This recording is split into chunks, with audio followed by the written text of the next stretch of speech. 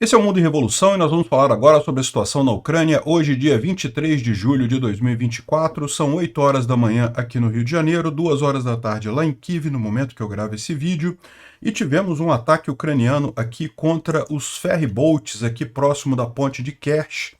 Então, houve incêndio aqui no terminal, vários ferryboats foram atingidos, inclusive tem mortos e feridos aqui, segundo os russos, né?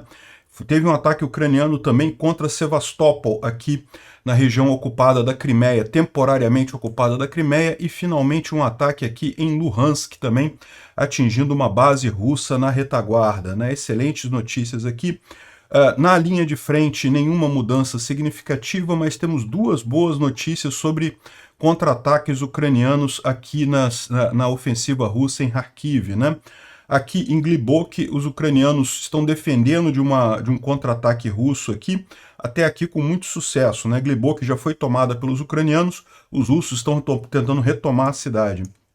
E aqui, os ucranianos liberaram Staritsia, nessa região aqui, próximo a Vovchansk, justamente abrindo caminho para retomarem Oryezhny e Ratiche, que são cidades que seriam fundamentais para os russos manterem em Vovchansk, né? Se os ucranianos conseguirem, a partir de Staritsia, chegar nessas cidades aqui, a situação dos russos fica bastante complicada em Vovchansk. No campo diplomático, a Rússia definiu que vai parar de exportar gasolina mais uma vez, né?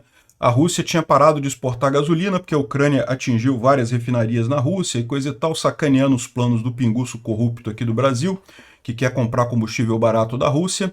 E depois eles suspenderam isso no início de junho, voltaram a exportar gasolina porque precisam de dinheiro, só que agora, com a Ucrânia atingindo refinarias novamente, os russos decidiram parar de novo a exportação de gasolina a partir do dia 1º de agosto, né?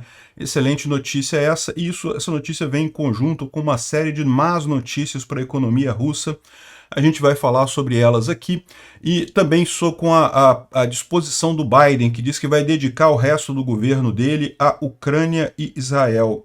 Talvez seja uma coisa positiva no final das contas. Essas notícias, vamos falar sobre essas e outras notícias em detalhes. Essas notícias foram sugeridas por Quem Quer Pamonha, Quem Quer Coral, Barbudo SP e várias outras pessoas. Obrigado aí ao pessoal que sugeriu notícias lá no nosso site, no wevolving.com. E obrigado a você que está assistindo o nosso vídeo. Se você gosta do nosso conteúdo, por favor, deixe o seu like e se inscreva aqui no canal, né? Pois bem, teve um pequeno ataque de drones russos contra a Ucrânia de ontem para hoje. Foram 8 drones Shahed 136 e um míssil Ra-69, e desses, os 7 drones Shahed foram derrubados, né? O míssil não foi derrubado e teve mais um outro drone também. Ambos não conseguiram atingir seus alvos na Ucrânia, ou seja, não foram derrubados, mas também não atingiram o alvo que pretendiam lá na Ucrânia, né? Outra coisa digna de nota é que, mais uma vez, a gente tem um grande número de drones de observação russos, né, Supercam e coisa e tal, que foram derrubados pelos ucranianos, né? Esses drones aqui não são drones suicidas, mas de certa forma são até mais perigosos, porque são drones que fazem justamente o monitoramento das cidades ucranianas e identificam alvos para ataques russos, né? E a Ucrânia, mais uma vez, derrubou um grande número deles. Isso tem se tornado constante todos os dias, principalmente devido à nova estratégia ucraniana do Yak-52, né? Os ucranianos pegaram um aviãozinho turbohélice antigo, velho, de mais de 70 anos de idade, e descobriram que esse avião é muito bom para você fazer monitoramento e derrubada de drones em grande altitude. A gente vai falar mais sobre isso mais adiante. E, bom, teve um ataque hoje contra o terminal do ferryboat aqui na região do Estreito de Kerch, né? Então essa marca aqui não foi na ponte de Kerch. Sempre que eu acordo, ligo o mapa e vejo um negócio aqui, a primeira coisa, caramba, dessa vez foi, atingimos a ponte de Kerch, mas não foi ainda, né? E não foi por aquele mesmo motivo que eu já expliquei para vocês.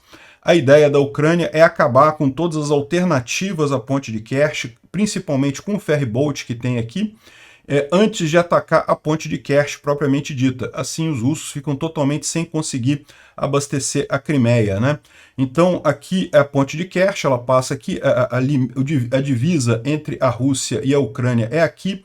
Então essa ilha central aqui já pertence à Ucrânia. Toda aquela parte da ponte de Kerch, que tem aquele arco principal, coisa e tal, que fica aqui, ó, é dentro de território ucraniano, tá? A divisa fica aqui, ó. Da Rússia pertence só essa restinga que tem aqui e essa primeira pontezinha aqui, esse primeiro pedaço aqui, né? Então, eu digo isso porque é muito importante notar que a Ucrânia só está autorizada a usar mísseis americanos e ocidentais dentro do território ucraniano e, portanto, a parte principal da ponte está dentro do território ucraniano e pode, portanto, a Ucrânia usar os mísseis ocidentais contra essa ponte, né? Enfim, mas antes de fazer o ataque à ponte propriamente dita, aqui em cima você tem o ferry boat, que é bem mais antigo que a ponte, que funciona justamente, é um ferry boat que traz não apenas veículos, né? Ferry boat é aquele barco que transporta veículos e coisa e tal, mas aqui é muito comum o ferry boat de trens, né? Você pode ver que chega uma linha de trem aqui, e Chuska, que chama essa região aqui, né? Chega a linha de trem aqui, você tem ferry boats próprios para isso. Eu acho que a gente vai ver aqui a imagem do ferry boat. São ferryboats que têm trilhos, né? Então o trem entra aqui em 4 trilhos aqui no ferryboat, aí o ferryboat atravessa e lá do outro lado você tem uma coisa equivalente também aqui para descarregar ele do outro lado, né? A logística russa é muito baseada em trens, então esse tipo de ferryboat de trens mesmo é muito usada aqui, né? E os ucranianos fizeram esse ataque, destruíram aqui vários ferryboats, várias instalações aqui nessa região, justamente em Chuska aqui, né? Aqui uma outra visão, tem reporte de ataques de drone no ferry, no porto de Krasnodar-Krai, causando um navio a pegar fogo, né? Um ferryboat a pegar fogo, foi o que disse o governador ali da região, né? Ele disse que o ataque aconteceu no porto de Kavais e resultou em mortes ou feridos entre o pessoal ali do porto, entre a coisa, né? Muitas ambulâncias e bombeiros foram despachados ali para o porto. Tá aqui a imagem do porto, né? Então você pode ver aqui, tem um ferryboat de carros, digamos, o normal, que a gente está mais acostumado aqui no Brasil, né? Os carros entram aqui, vão para o ferryboat e atravessam para lá. Mas você tem também o ferryboat de ferroviário, né? Não sabemos ainda qual foi a extensão do dano aqui, não temos imagens do ataque, mas a gente sabe que o ataque teve sucesso, né? E lógico, a ponte da Crimeia está fechada, então tem uma enorme fila de gente querendo entrar ou sair da Crimeia e não consegue passar porque a ponte da Crimeia está fechada em função desse ataque ucraniano ali na região, né? É bom que o pessoal vai ter recordação de férias bacana ali na Crimeia, porque teve mais coisa também, tá? Também aqui em Sevastopol, também as autoridades russas dizem que 15 drones ucranianos foram derrubados aqui em Sevastopol, mas mais uma vez a gente sabe que teve alguns drones que atingiram sim os objetivos aqui na região, né? Seria uma unidade militar russa que foi atingida aqui próximo de Sevastopol, mais uma vez ali no Cabo Fiolente, que é um cabo muito usado para coisas militares, né? Então a gente teve ataque aqui em Sevastopol, na área temporariamente ocupada de Sevastopol, e também uma outra área temporariamente ocupada pelos russos aqui na cidade de Luhansk. Também foi atingida uma base russa aqui na região, né? A gente tem a imagem aqui ó, das defesas antiaéreas russas tentando abater o drone, mas não conseguiram. Teve drones e mísseis que atingiram essa operação ali, essa coisa. Dizem que a torre de TV também tem fumaça ali, mas o alvo não seria a torre de TV, seria as instalações militares que estavam ali na região. Não sabemos ainda também qual o resultado deste ataque aqui, né? Bom, a gente tem as imagens aqui do Su-25 que foi derrubado pela Ucrânia ontem, né? Ontem a gente já falou sobre isso, já falamos que tinha sido derrubado. Agora a gente tem as imagens, foi derrubado com um Memped, né? E, embora isso seja bacana, isso também é preocupante, como diz aqui a Astra Intel, porque o fato dos russos estarem voando o Su-25 tão próximo da linha de frente mostra que a Ucrânia está com pouca defesa antiaérea, né? A gente falou sobre isso ontem, a mensagem do Sisky, reclamando justamente da falta de defesa aérea de curto alcance, né? É diferente do Patriot, de sistemas que você bota em cidades para defender cidades, você tem também sistemas de defesa antiaérea que você coloca na linha de frente, que eles são de mais curto alcance, mas têm a sua importância estratégica justamente de negar o domínio aéreo dos russos, né? Então, muito legal os ucranianos terem derrubado o avião aqui. Tá aqui o avião que foi derrubado, né? Foram 2 aviões russos, mas só um deles foi derrubado. Mas o fato é que o fato de eles estarem andando tão próximo da linha de frente assim mostra justamente... atingiu o avião ali, né? mostra justamente a falta de sistemas sistemas antiaéreos de curto alcance ali na linha de frente, né? Então, bom por um lado, que bom que foi derrubado o Su-25, mas por outro lado mostra preocupação, né? Aqui tem uma outra visão da mesma coisa, que é justamente visto por um drone, esse mesmo caso aqui, esse mesmo avião sendo derrubado, visto por um drone aqui. Aqui depois que ele foi atingido aqui, né, ele começou a cair e acabou caindo aqui no solo. Dá para ver o paraquedas aqui, ou seja, o piloto conseguiu se salvar, o piloto sobreviveu, né? Infelizmente. O melhor seria se não tivesse sobrevivido, mas enfim, de novo ressalta aquilo que a gente apontou ontem da falta de defesas antiaéreas ali na linha de frente. Bom, e a gente tem informações hoje sobre o ataque que foi feito ontem contra a base militar de Morozovo, né? A gente falou sobre isso ontem, aqui em Rostov-on-Don, a base de Morozovsk, essa base de Morozovsk aqui foi atingida ontem pelos ucranianos, e a gente tem hoje as informações do que teria sido atingido, né? Essa aqui é a base, essa daqui é a imagem de satélite depois do ocorrido. Dá para ver várias áreas queimadas aqui, né? Muito provavelmente, segundo eles estão fazendo as contas aqui, é justamente o dano foi feito a sistemas S-300, S-400 e um Su-34 que estava na área de pouso ali, né? Na área de armazenamento. Então, teria também sido atingida uma área de combustíveis e lubrificantes e a própria pista de pouso. Então, foi um ataque bastante danoso aqui contra essa base aérea na região. Foi feita com drones. Infelizmente, a Ucrânia não pode usar mísseis contra essas bases aéreas russas por enquanto, mas de qualquer forma, um bom resultado, né? A gente tem, falando sobre a linha de frente agora, né? A linha de frente, mais uma vez, não teve nenhuma grande modificação de ontem para hoje, mas a gente tem algumas informações interessantes, né? Vocês sabem que Glibok já foi liberada pelos ucranianos. Glibok fica nessa região aqui, nessa fronte que foi aberta pelos russos aqui em Kharkiv. A cidade de Glibok é essa cidade aqui. Os ucranianos já retomaram ela aqui. Esse mapa vermelho está desatualizado, mas parece que neste momento está acontecendo um contra-ataque russo pela 150ª Brigada de Infantaria Naval, os Marines russos, né? Essa brigada já foi uma brigada de elite russa, tá? Mas ela já foi destruída tantas vezes que hoje ela é composta basicamente só por novatos. Então não assusta muito isso daqui. Como o próprio pessoal menciona aqui, ó, quantas vezes ela já foi totalmente destruída e reconstruída? Pelo menos 3 vezes, talvez 4. Então é muito novato, muito pouca gente experiente nessa coisa aqui, mas de qualquer forma está acontecendo neste momento. Não sabemos o resultado, se os russos vão conseguir retomar alguma parte de Glibok ou não, né? Outra informação que a gente tem é que os ucranianos liberaram Starítsia, né? Starítsia é do outro lado aqui, nesse outro fronte aqui. Essa cidade aqui já mostra no mapa como sendo liberada pelos ucranianos. Então essa cidade chegou a ser tomada pelos russos aqui e os ucranianos retomaram essa região. E qual que é a importância disso?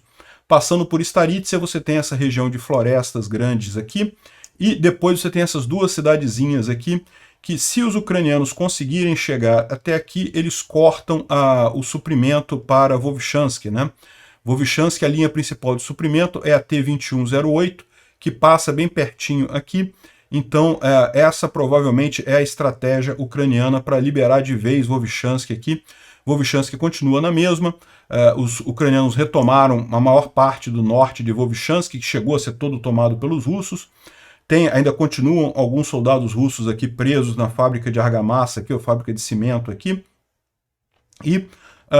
Mas os russos ainda têm essa parte da cidade, ainda continuam nessa parte por aqui. Essa ação ucraniana poderia impedir completamente a manutenção russa nessa região, né? Então aqui o Reporting from Ukraine é um canal muito bacana aqui do YouTube, eu recomendo que vocês vejam. Tem também uma versão em português dele, que é o Boletim da Ucrânia. Bom, então ele liberou aqui, ele falou sobre a liberação de Starítsia e os planos ucranianos por aqui, né? Bom, fora isso, nenhuma novidade na linha de frente. Vamos dar uma olhada aqui nos mapas do Poulet-Volant. A gente teve Pichani aqui, ele continua marcando como sendo tomada, né? Pichani fica perto de Kupiansk, nessa região aqui mais ao norte da Ucrânia. Esse mapa aqui já mostra Pichani totalmente tomada pelos russos, né? Mas como eu digo para vocês, esse mapa aqui ele é muito pessimista, né? Ele prefere botar de forma bem pessimista a coisa aqui, né? Enfim, nenhuma mudança significativa de ontem para hoje. Aqui na região de Toretsk também, os russos não avançaram nada, não teve nenhuma mudança de ontem para hoje. Toretsk é mais aqui embaixo um pouco, nessa região aqui, entre Bakhmut e Avdiivka. Então, nessa região aqui, os russos estão tentando avançar, mas não tiveram nenhum avanço de ontem para hoje, né? E aqui em Marinka, isso aqui é preocupante, esse avanço aqui russo em Marinka. Eles tomaram Ierohivka pelo mapa aqui do Pulevolan. A gente está falando aqui da região mais ao sul aqui. Marinka é crítica, por quê? Porque pode implicar na perda de Vuhledar, né? A gente tem visto um avanço russo aqui nessa região próxima a leste de Vuhledar, Novomihailivka, Marinka e agora Ierohivka, né? É preocupante esse avanço aqui, mas de qualquer forma ainda é um avanço muito pouco significativo em termos estratégicos, né? E aqui, mais uma vez, também próximo a Vuhledar, mostrando mais avanço aqui russo a leste de Vuhledar, né? Ou seja, todo esse fronte está avançando aqui, pouca coisa, não é uma coisa significativa, estrategicamente pouco significativo, mas ainda assim preocupante esse avanço russo na região. O Instituto para Estudo da Guerra não traz nenhuma grande novidade, ele fala sobre a cooperação da Rússia com a Coreia do Norte. Agora tem algumas informações aqui que podem ser interessantes. Fala sobre aquele ataque ucraniano na refinaria de Tuapse, mas a gente já falou sobre isso ontem. Olha só, isso daqui é uma coisa preocupante. As autoridades da Geórgia colocaram 300 cidadãos da Geórgia que estão na Ucrânia agindo como voluntários na lista de pessoas procuradas, né? Vocês sabem, existe no governo da Geórgia uma grande briga entre a facção pró-Rússia e a facção pró-Ocidente, tal como aconteceu uma época no governo da Ucrânia. Felizmente a Ucrânia não tem mais isso, já é totalmente pró-Ocidente agora. A Geórgia ainda luta, né? Ainda tem, por exemplo, muitos deputados pró-Rússia, ainda tem muita gente dentro do governo pró-Rússia. Então estão fazendo aqui, na verdade, uma retaliação aberta contra esses cidadãos da Geórgia. Muito triste esse tipo de coisa, e estão usando exatamente a tal da lei de agentes estrangeiros que foi aprovada recentemente para isso, né? Muito triste. Bom, uma notícia que pode ser boa no final das contas. Com toda essa confusão do Biden ter desistido da reeleição, ele disse agora que vai focar na Ucrânia e no Oriente Médio no final da sua presidência. Ou seja, talvez seja realmente um ponto que o Biden vê agora como que ele pode deixar como legado dele, né? Ou seja, ele não vai ser mais presidente ano que vem, pode ser que seja Kamala Harris, pode ser que seja o Trump, mas ele não vai ser mais, né? Então talvez ele possa focar aí justamente em terminar esse trabalho e deixar esse legado para o mundo, né? Seria uma coisa realmente muito bacana para o Biden fazer, entregar a ajuda que a Ucrânia precisa, entregar tudo que a Ucrânia precisa para acabar com essa guerra de uma vez, para destruir de uma vez a Rússia, porque não está faltando muita coisa não, tá? Bom, tem um vídeo aqui interessante falando sobre o Mar Vermelho, né? E mostra aqui um drone marítimo dos Houthis querendo atingir um navio de carga, né? Um navio de container, que a tripulação é ucraniana, né? Então o navio não é ucraniano, a carga não é ucraniana, mas a tripulação é ucraniana. E aí o pessoal conseguiu destruir esse navio. Está vindo com explosivos aqui, né? É um drone isso daqui controlado, e como isso já é uma coisa relativamente comum lá na Ucrânia, esses drones, né? O pessoal já tem o know-how de como fazer para abater esse tipo de coisa. Eles já estão aqui com pequenas armas tentando explodir o drone. Evidentemente, se o drone atingir o navio, isso vai acabar causando uma explosão significativa, mas felizmente eles conseguiram atingir o drone antes dele atingir o navio, o que resultou aí em não ter nenhum dano significativo no casco do navio, né? Excelente notícia isso daqui. Bom, a gente tem aqui uma outra explosão engraçada. Isso daqui foi um grupo de soldados do Quênia que estão treinando com o exército russo ali. Aparentemente isso daqui era um vídeo motivacional para convencer mais pessoas da África a vir lutar pela Rússia, né? Infelizmente tem gente que cai nesse papo, e só que não deu muito certo não. Vamos ver aqui. Tá vendo? Tem um monte de câmeras aqui, um monte de pessoas filmando e coisa e tal, justamente para a ideia era fazer propaganda de voluntários africanos aqui lutando contra a Rússia, lutando a favor da Rússia, né? Lutando pelo exército russo. E, bom, felizmente não teve nenhum ferido, nenhum morto, mas as imagens foram impressionantes. É isso daí, vai lá lutar pela Rússia, que está com os equipamentos tudo velho, tudo caindo aos pedaços, e como não tem apoio do exterior, não tem como renovar esses equipamentos, boa sorte ao pessoal que vai lutar pela Rússia, né? Bom, a Hungria está ameaçando encerrar a exportação de eletricidade para a Ucrânia, né? Vocês lembram, alguns dias atrás, a Ucrânia proibiu a passagem de petróleo e gás russo por gasodutos dentro da Ucrânia, e agora a Hungria está querendo, está achando que isso é um ato de guerra e está querendo proibir a exportação de eletricidade para a Ucrânia e criando um monte de caso. Vamos ver, né? Começou a parte de negociação da entrada da Ucrânia na União Europeia. É esperado esse tipo de coisa, né? Bom, uma outra notícia, a Rússia anunciou o retorno do embargo à exportação de gasolina a partir do dia 1º de agosto, né? A Rússia ela tem conseguido vender gasolina para países que não tem problema em comprar combustível sujo de sangue. Infelizmente o Brasil é um desses casos, o pinguço corrupto, que por algum motivo que ninguém consegue entender está sentado na cadeira da presidência. Ele compra diesel barato da Rússia, né? Acha que está se dando bem, estou me dando bem, eu se dei bem. Diesel sujo de sangue, faz mal esse tipo de coisa no longo prazo para o Brasil. O Brasil fica marcado como um país que não se importa com soberania, não se importa com a paz mundial, só quer se dar bem, né? É a lei do Gerson no nível mais alto aqui no Brasil.